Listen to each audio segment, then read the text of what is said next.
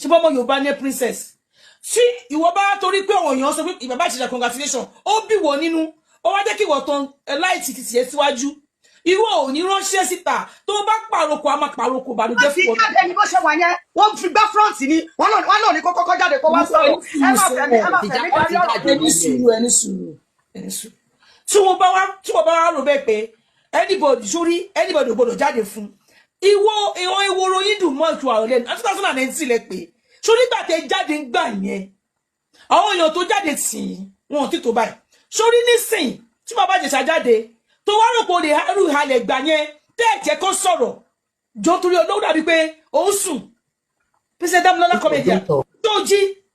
ẹ̀yin èèyàn wa àwọn èèyàn ti sẹ́ndì serious warning sí arábìnrin tí a mọ̀ sí Princess Comedy nípa ọ̀rọ̀ bàbá Ìjẹ̀ṣà nígbà tí ó tún jáde lọ ṣe fídíò lẹ́yìn ìgbà tí bàbá Ìjẹ̀ṣà jáde tán àwọn èèyàn ti bẹ̀rẹ̀ sí ń bá a fa wàhálà o wọ́n dẹ̀ ń sẹ́ndì serious warning sí ní orí TikTok live ẹ̀yin èèyàn wa ẹ jẹ́ ká gbádùn fídíò tí ó kù.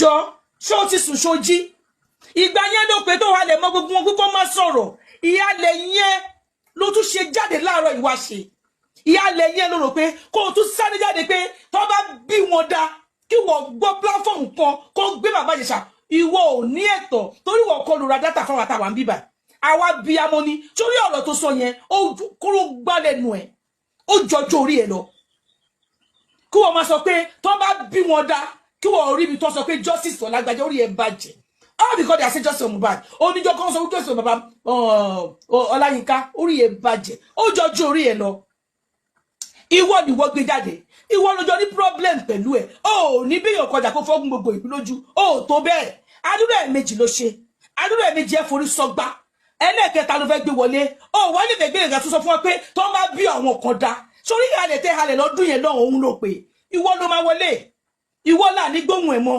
ìwọ ló máa jókòó nítorí pé wọn àbí amọ̀kùn wọn dúró ó tí wọ́n bá jẹ̀sẹ̀ mọ̀ kí n sọ fún ẹ pé ó ṣe o kò ṣe o àwọn olóbẹ̀ yẹn ṣùgbọ́n wá kíkó oríire oní àwọn gọ́dìbù kan àwọn fúkan ìwọ ni fún ògo ìwọ ni òwò ní tó bá bí wọn dá kí wọ́n rí ibi tó ti gbó bàbá Ìjẹ̀ṣà kó sọ pé jọ́sọ̀ náà ṣé ìjọba wà lẹ́sẹ̀ lẹ́lẹ́dẹ̀ ṣẹlẹ́dẹ̀ lẹ́yìn fún ẹlẹ́dẹ̀ ni mo fún okay àmì mọ̀ pé òun yẹn dárúkọ ẹ̀ ẹlẹ́dẹ̀ ní kẹ́ dárúkọ ẹ̀ dárúkọ mímọ́ òun ló bu wa ẹlẹ́bù yẹn tọ́rọ̀ mi ti eyín sí ó bu wa tí ọmọ wa kitchen ní tó bá sọ pé àlàyé ká máa ṣì ó ti dìtìjú nìyí kárù sóbòdè mẹ́ẹ̀ súnmẹ̀ guluma bá a kà bá gulumẹ ọlọ̀tẹ̀ wọn à ń gbowó ṣùgbọ́n wọ́n máa fẹ́ ń bá nǹkan jẹ that's very nice wallahi.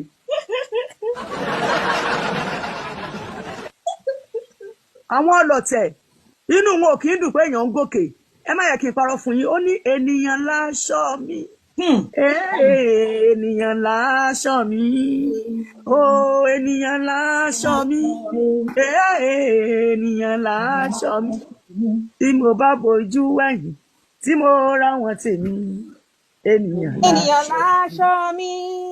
ẹ ti fènìyàn mímọ̀ sọ̀rọ̀ o ẹ ti fi èèyàn ẹ ti fi borí àwọn ọ̀tá yín torí tó bá jẹ́ pé ẹ bá fèèyàn mímọ̀ sọ̀rọ̀ ni wọ́n fẹ́ kọ́ lọ́tà yín lọ kú síbi tẹ́wà yẹn tán bá rẹ́ni tó lè rán sí yín ó poison yín nínú ibi tẹ́wà yẹn wọ́n poison yín wọ́n pa yín dànù torí pé kí ni ìwà láàyè yín ó ń dóoru mú wọn ooru yín dẹ̀ ló máa kà.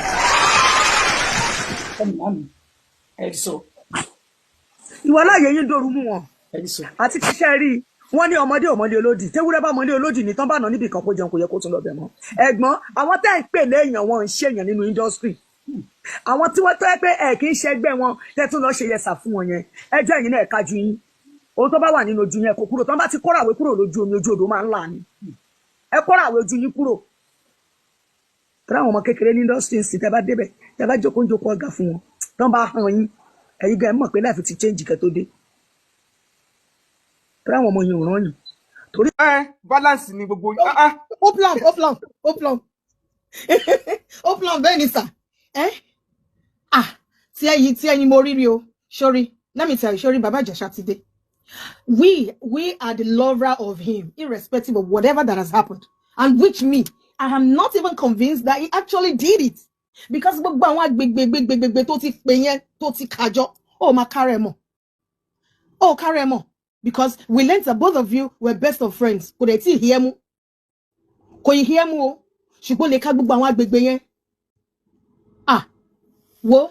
Sorry press release yẹn tó ṣe yẹn jẹ́ kó fi mọ́ síbẹ̀. Because tó bá tún ṣe nasty one, a máa jáde tán fún ẹ, a máa tún rò fún ẹ. Ọmọ tó ń jẹ́ bẹ́ẹ̀, a máa tún bá ṣe jẹ́ obìnrin yẹn. Oh my wife is like 7. Bẹ́ẹ̀ni. Light is like 24. Our wife is like 7. Ọmọ sí 7. Wájú wá kegun. Ṣé ẹni ẹ ṣiṣẹ́ pẹ́tẹ́pẹ́tẹ́pẹ́tẹ́pẹ́tẹ́. Bóyá mi ti ẹmọ kankan fi mọ́ ẹ lẹ́nu, bóyá kìsà àbí lèsì lọ fi mọ́ ẹ lẹ́nu kò tí yé mi. Oh, well, let me just tell you, let me just give you the beautiful candid advice. O come back career, o come back destiny. Because if I'm to be a man, mi lè dẹnu kọ ẹ́, Ọlọ́run bá tẹ́lẹ̀ rẹ̀. Because ma wọ́n pé kí ni kan tó wà láàrin 2 legs ẹ̀. Yes, mi lè dẹnu kọ ẹ́. Because you are irritating in your words, your actions. You are so bitter. I don't know why you hate this man so much. Hatred is written all over you. In your voice, hatred. Kí ló fẹ́ gbà ńbẹ̀? Èṣù ni ẹ́. Wọ́n ní tó bá rí ejò tó lọ kọ́ fi ejò ìwọ ni ó yẹ kó kọ́kọ́ ṣá wẹ́lẹ́wẹ́lẹ́. Ẹ̀yin ará ìlérò ní ara Galatia. Ẹni ẹlẹ́ni Ọlọ́run tí ó fẹ́ jẹ́ kó kú síbẹ̀. Ó fẹ́ kó kú síbẹ̀. Gbogbo iṣẹ́ wa tí a ń ṣe, gbogbo irin tí a ń rìn, gbogbo ọ̀nà wa tí a ń tọ̀, ẹ jẹ́ ká máa ṣọ́ra.